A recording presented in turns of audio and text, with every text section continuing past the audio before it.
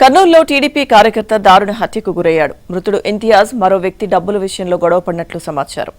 దీంతో సదరు వ్యక్తి రౌడీ షీటర్తో ఇంతియాజ్పై దాడి చేయించడంతో అక్కడికక్కడే మృతి చెందాడు.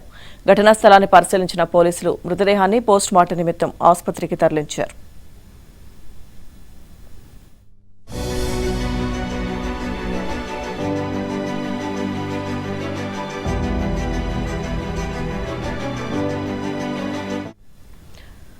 కర్నూలులో టీడీపీ కార్యకర్త దారుణ హత్యకు గురయ్యాడు. మృతుడు ఇంతియాజ్ మరో వ్యక్తి డబ్బుల విషయంలో గొడవపడినట్లు సమాచారం.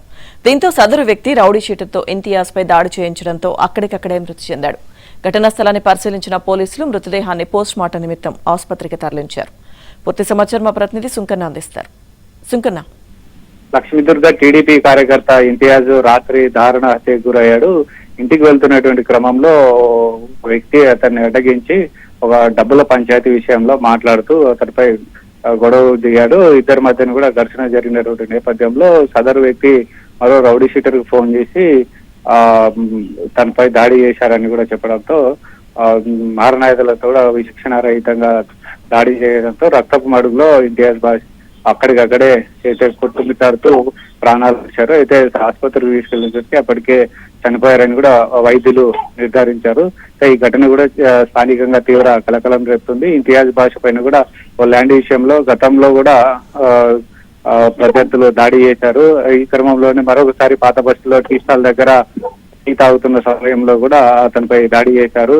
ఆ ప్రాణాలకు రక్షణ కల్పించాలి పోలీసులను కూడా వేడుకున్నటువంటి నేపథ్యంలో మళ్ళీ ఏదైతే ఆ పాత బస్తీలో ఇంతియాజ్ బాష దారుణ హత్యకు గురి కావడం కూడా తీవ్ర చర్చనీయాంశమైంది. అయితే వైసీపీ మూకలే ఇంతియాజ్ బాషను దాడి చేసి చంపారని కూడా టీడీపీ శ్రేణులు కూడా ఆరోపిస్తున్నారు. మరోవైపు ఈ ఘటనను కూడా మంత్రి టీజీ భరత్ కూడా స్పందించారు. ఇంతియాజ్ బాష మృతి పట్ల కూడా దిగ్భ్రాంతి వ్యక్తం చేశారు. పార్టీ పరంగా వాళ్ళ కుటుంబానికి అండగా ఉంటాము. అదేవిధంగా ఈ ఇంతియాజ్ బాషపై దాడి చేసి చంపిన వారిపైన కూడా పోలీసులు పూర్తి స్థాయిలో దర్యాప్తు చేసి కఠిన చర్యలు తీసుకోవాలని కూడా మంత్రి టీజీ భరత్ పోలీసులకు కూడా ఆదేశించిన నేపథ్యంలో ఇప్పటికైతే ఇంతియాజ్ బాష దాడి చేసి చంపేసినటువంటి ఇద్దరు వ్యక్తులను పోలీసులు అదుపులోకి తీసుకొని విచారిస్తున్నట్లు తెలుస్తుంది. మరో ఇద్దరు పరారులో ఉన్నట్లుగా సమాచారం అందుతుంది. అయితే పోలీసులు కూడా ఈ ఘటనలో ఎవరున్నా సరే ఉపేక్షించలేదు. వారిపై కూడా కఠిన చర్యలు తీసుకుంటామని కూడా పోలీసులు చెప్తున్నటువంటి పరిస్థితి. గత కొద్ది కాలంగా చూసుకుంటే టీడీపీ కార్యకర్తలనే టార్గెట్ గా చేసుకొని వైసీపీ మూకలు దాడులు చేస్తూ దారుణ హత్యకు పాల్పడుతున్నారని కూడా టీడీపీ నేతలు కూడా మండిపడుతున్నటువంటి పరిస్థితి.